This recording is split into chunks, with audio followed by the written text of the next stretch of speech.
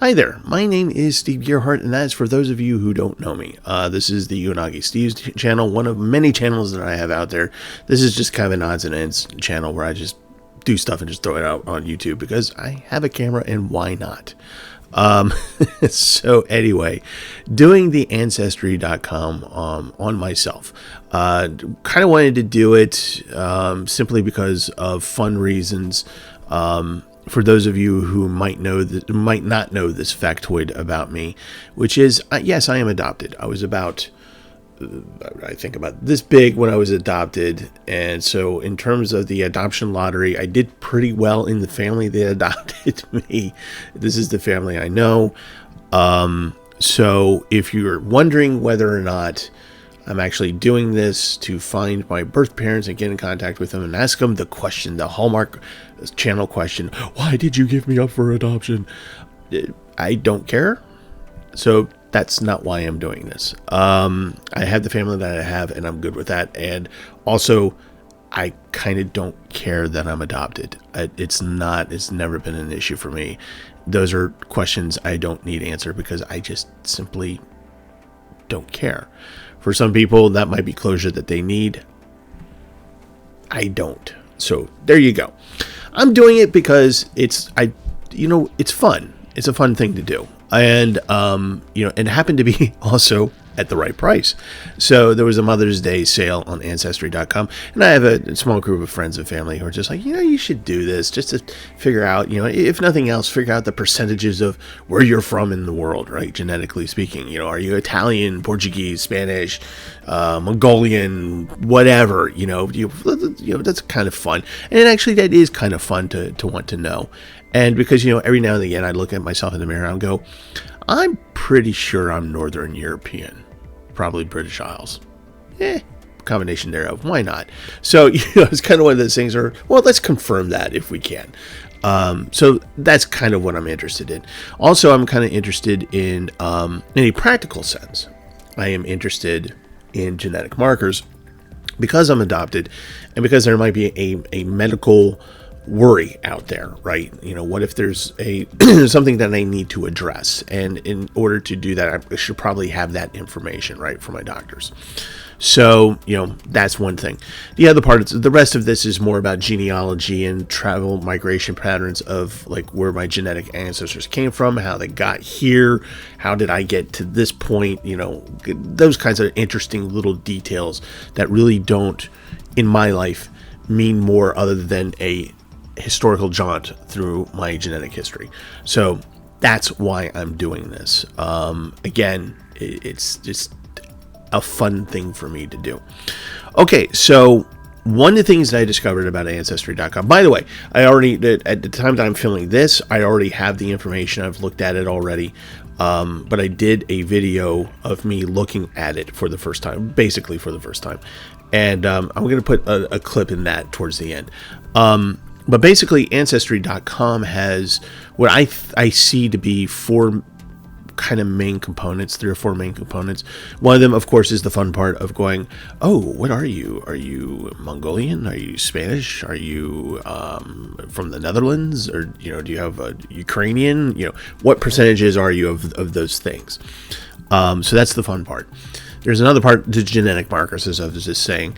And these, the way it's presented to you is that it goes parent 1, parent 2, and it gives you a list of genetic markers, and it checks marks which parent has them. And sometimes they both have them, and sometimes they have different answers. So it's kind of interesting to know that.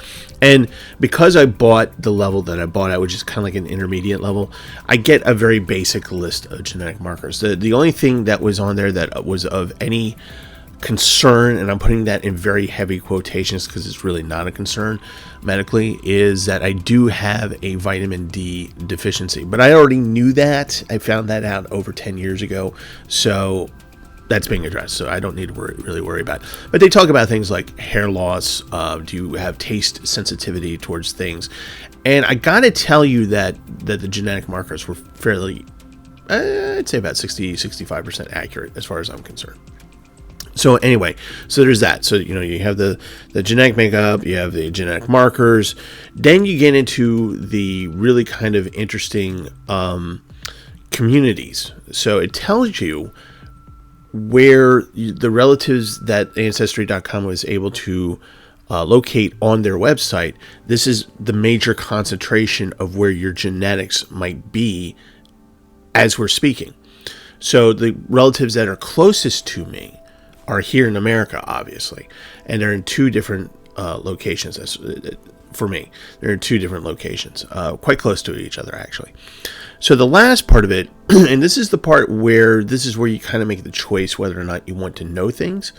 This is where Ancestry.com takes your genetics and says, "Hey, we have some matches of people who are already on our database." Excuse me. So this isn't Ancestry.com going into the world, bringing this particular type of information to you. It's only limited to who is on Ancestry.com.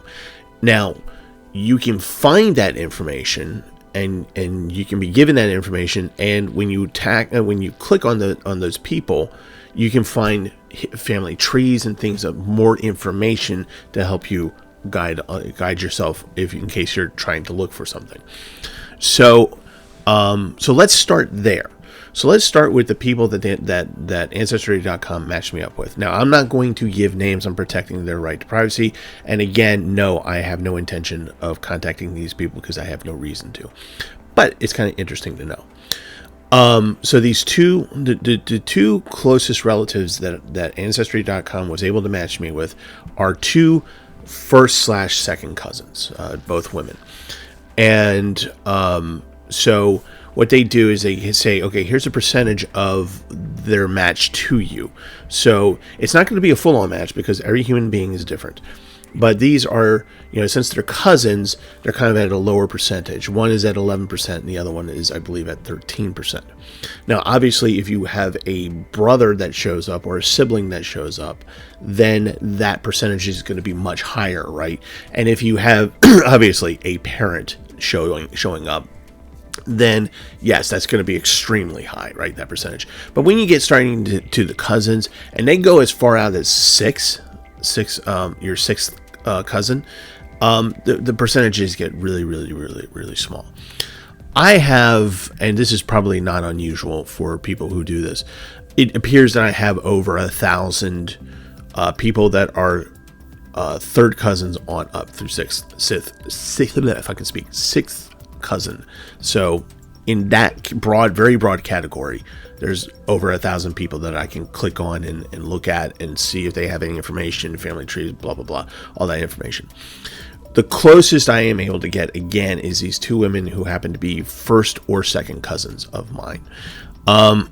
So, again, I kind of looked at their information and looked at their family trees, and it's kind of interesting, actually. You take a look at their family trees, people that they're able to identify, and you realize that, oh, I am actually related to these people that they've found. So you can kind of go down the rabbit hole, so to speak, if you want. So there you go. So that's one section there. The other section, like the genetic markers, again, very, very, they're interesting, but not very useful at this level. I think that if I were to pay more money and to go up to higher levels, then I would find more information, actionable information, or information that I might actually need. But this is kind of stuff like, do your parents experience hair loss? Do you have a sensitivity towards certain types of taste, sweetness, bitterness, things like that? Do you have lighter eye color? Do you have, do you have lighter hair? Do you have darker hair? Are you a ginger? Are you, so you get the idea. And the idea is that they give you both parents so you can get some type of an idea of who gave you what, right? For those of you who know me, know that I work in the alcohol industry, and I do a lot of wine tasting and wine buying as a result of that. So when the markers came up of bitterness, of various taste sensitivities, it was all on target for me. It was all very much like, yep, that's it. Yep, that's it. Yep, that's it. hair. Even though I'm gray now, for those of you who've known me, I've had brown hair. Those markers came out right. So there's a lot of little stuff that was, I would say, the site got 60-65% right that I'm experiencing right now. So that's kind of interesting. So then we're going to, like I say, I'm kind of working backwards. So let's talk about the communities. So what Ancestry.com does is they say, okay, here's your genetic information from where your ancestors came from over here. Okay. Now they went from here. So how did you get to here in America? Well, this is what your ancestors did. Here's the migration patterns. So they give you a bunch of like, okay, if you had people from this country, this is how they got there. If they came from that country, this is how they got there. And it's a very generalized, it's not very specific. In order to get specifics, that's when you have to start doing genealogy and creating family trees and researching that data. But it gives you a broad sense of, if this is who you are, this is how this happened. This is how you got there. So in America right now, where the majority of Ancestry.com was able to identify people that I'm related to genetically, falls into two areas.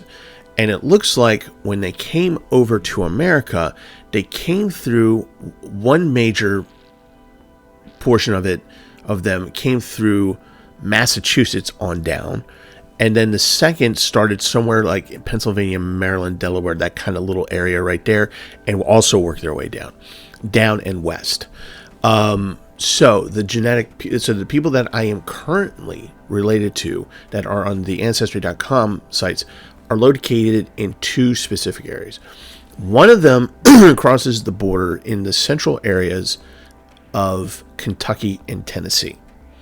So one parent, their people, their genetics show up there. So I have one cousin from that area, first, second cousin from that area. The other one comes from the other area, which is Southern Appalachia, which is in North Carolina. Now, what's interesting is that for parent one, it's just kind of this like big area, and the way they do it is they go, the darker the area, the more likely your genetic relatives are. The lighter it goes, probably less likely. So that's for parent one in the kind of the central border area of Kentucky and Tennessee. The parent two, on the other hand, is very much the blob that they give me is firmly in North Carolina, which really surprises me because I don't like that state. I've gone to school there for 1 year. The Asheville's lovely. The coast is nice. Everything else I've never had a really good time with. So I was very much surprised to find that parent two's my genetic relatives from parent two, this is where they landed.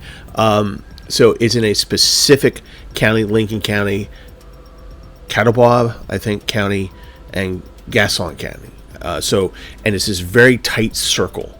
Now there's a blue area outside of that circle, which is also very dark. But this is this little tiny area.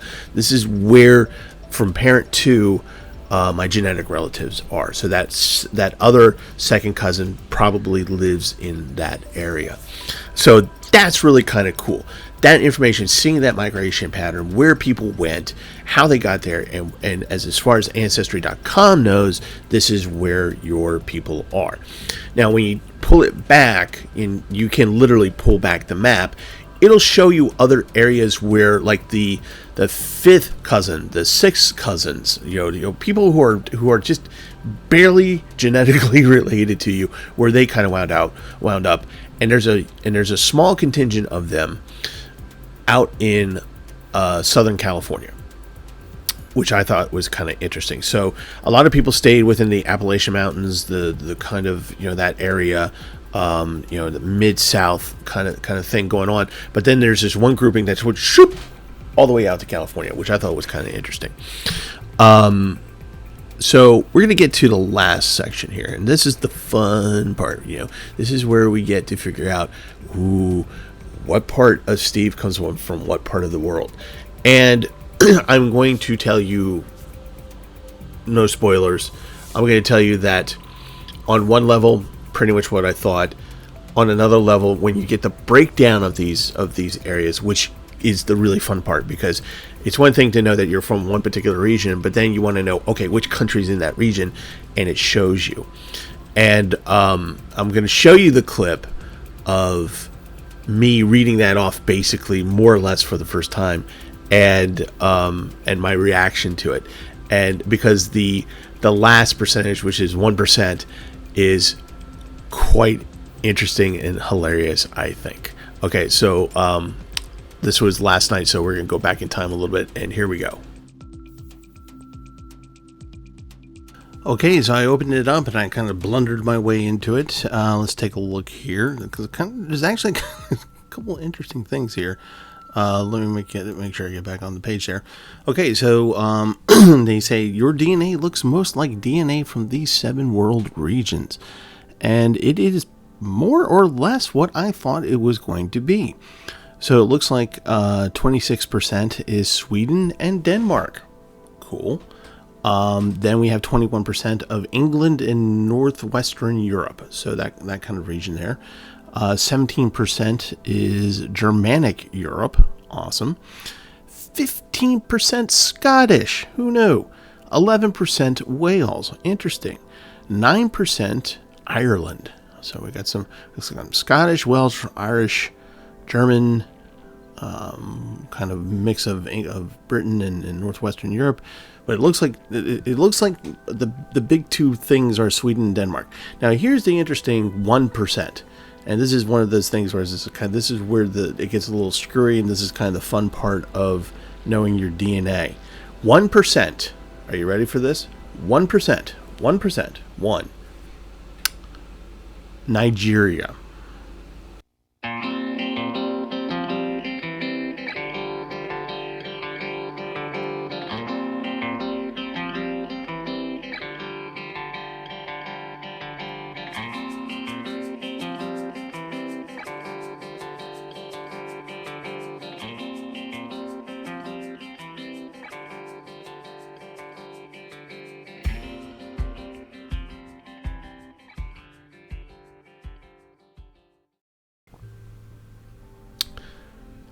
So yes, I am the Nigerian prince, and I do need your help. So give me your account information so I can drop my money in there, pull it back out at a later date, and I'll leave a couple million for you for your troubles.